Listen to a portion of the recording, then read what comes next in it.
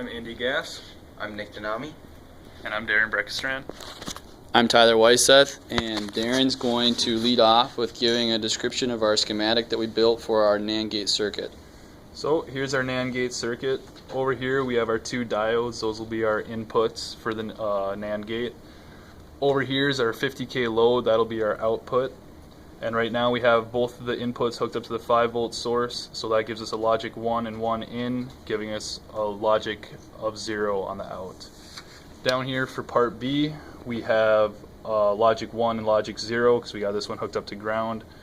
That should give us a logic 1 output on the 50K.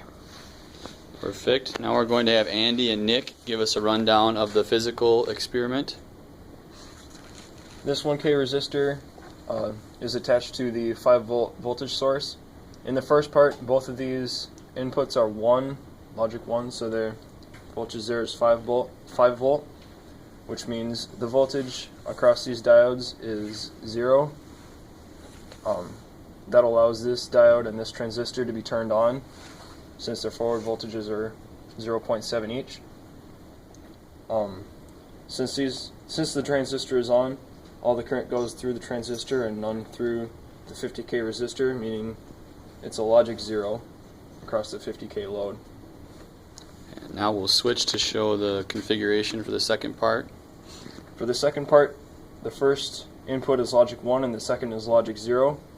Since this transistor has a forward voltage of 0.7 volts, it's on, and that means that the diode and the transistor can't both be on, since there has to be a 1.4 volt forward voltage.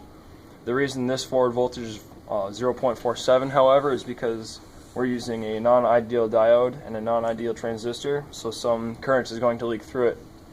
Since this transistor is off, the 50K load has a really high voltage at the end, giving it a logic 1.